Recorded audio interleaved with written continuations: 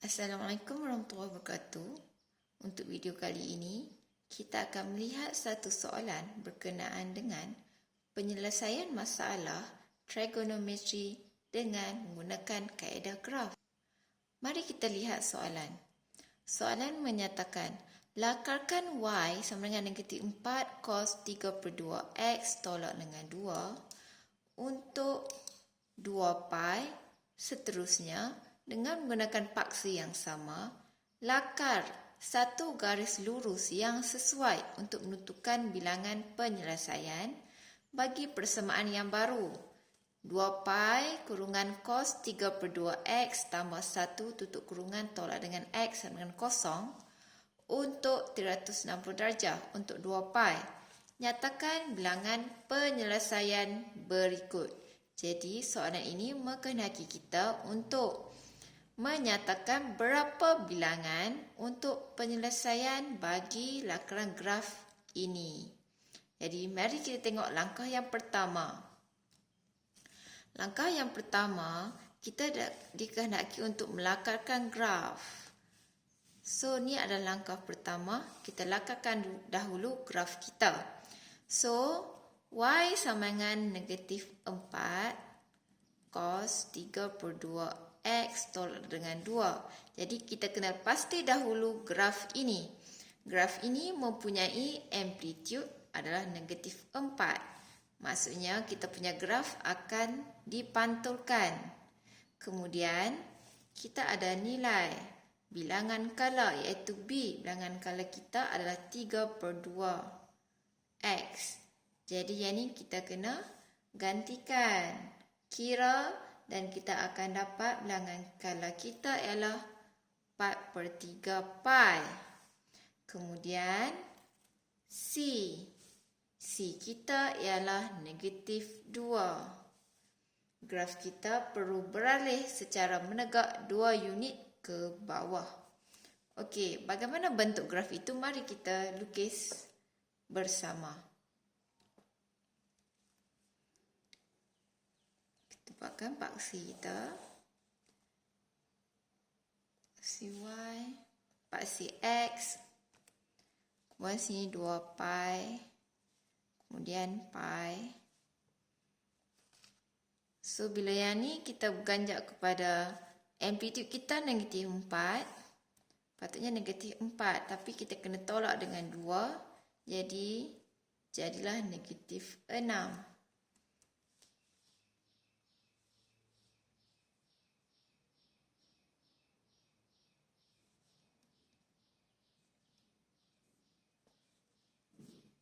Okey, kita buat graf kita dahulu. Negatif 4 cos 3/2 X tolak dengan 2. Yang ni cikgu straight to the point sahaja.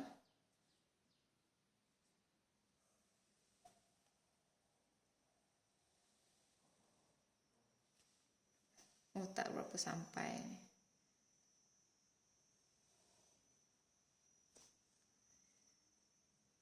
Okey, maka jadilah graf kita.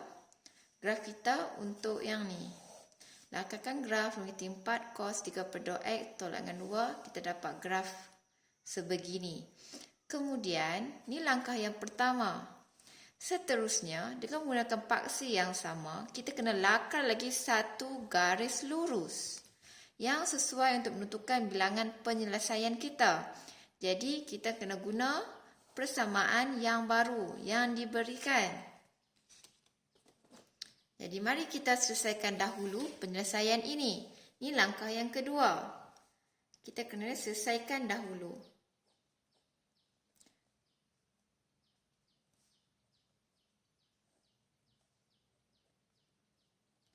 Okey, macam mana kita nak selesaikan? Kita kena jadikan persamaan yang baru ini dengan macam ini. Kita kena samakan. Yang diberi kat kita adalah cos 3/2 X sahaja yang sama. Okey, kalau para pelajar lihat, sini sahaja yang sama. Yang lain tidak sama. Jadi, yang ni kita kena pastikan sama dengan yang ni. Macam mana cara dia? Mari kita tengok. Okey, yang ni kita selesaikan dahulu. Masukkan, sebab yang ni kurungan, kita kena buang kurungan dahulu. So, 2pi, tulis kembali, tambah 2pi dengan 1 dapat 2pi, tolak dengan X sama dengan 0. Okey, kemudian kita pindahkan negatif X dan 2pi di sebelah kanan. So, kita tinggal 2pi cos 3/2 X tolak 2pi. Baik, di sini kita kena bagi sama persamaan di sebelah kiri sama dengan sini. Okey, mari lihat dahulu apa yang bakal terjadi. Cos 3/2X, kekalkan, pindahkan sini ke sebelah kanan. So, X tolak 2pi, dengan 2pi. So, kita akan dapat persamaan yang baru. X, 2pi tolak 2pi, 2pi. Yang ni jadi 1. So, X tolak 2pi tolak 1. Tulis kembali. Cos 3/2X. Okey, kita dah ada cos 3/2X di sini Jadi kita kena samakan persamaan ini. So, langkah pertama, sini ada negatif 4. Jadi, persamaan ini perlu didarabkan dengan negatif 4. Cikgu darabkan. Cos 3/2X tolak negatif sama dengan negatif 4 X per 2pi tolak jadi tambah 1 dengan 4 dapat 4. Sini kita boleh perkecilkan jadi 2. So, persamaan negatif 4 cos 3/2X sama dengan negatif 2 X per pi tambah 4. Okey, sekarang ini kita dah ada negatif 4 cos 3/2X di sini. Jadi, kita hanya tinggal negatif 4 sahaja. Sini adalah negatif 2 yang tak ada lagi. So, semua ni kita perlu tolak dengan 2. Jadi, bila kena tolak dengan 2, negatif 4 cos 3/2X tolak 2 sama dengan negatif 2X per pi tambah 4 tolak 2. Jadi, kita boleh selesaikan. Tulis kembali. Negatif 4 cos 3/2X tolak 2 sama dengan negatif 2 per pi X. Tambah 4 tolak 2, kita akan dapat tambah 2. Jadinya, mari kita tengok balik. Sini yang cikgu katakan tadi. Di sini kita perlu samakan dengan persamaan yang pertama. Ini persamaan yang pertama. Y sama dengan negatif 4 cos 3/2X tolak 2. So, kita dah samakan persamaan itu.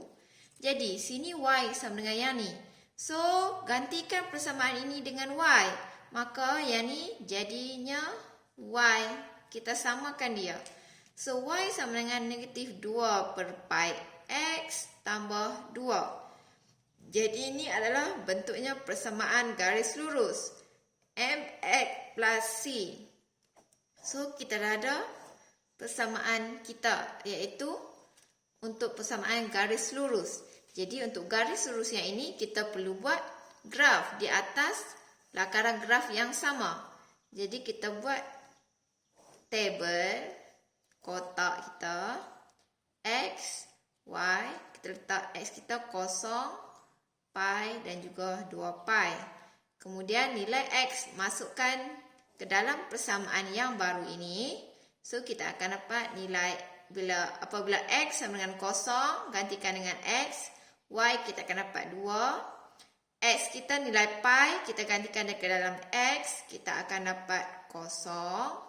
Manakala kalau 2 pi pula digantikan, kita akan dapat negatif 2. Jadi, kita dah dapat persamaan kita dan juga nilai graf kita. Jadi yang ni data di sini kita perlu masukkan di dalam graf kita yang tadi ini.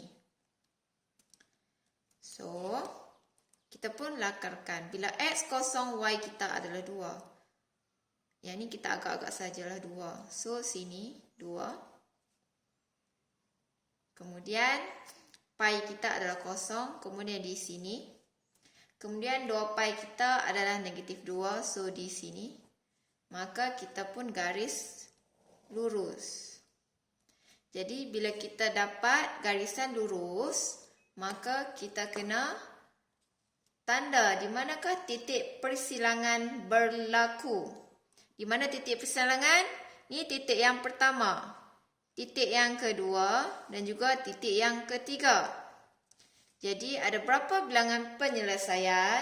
Bilangan penyelesaian kita, nyatakan bilangan penyelesaian yang berikut. Kita ada 3 penyelesaian. Baik, cikgu ulang kembali.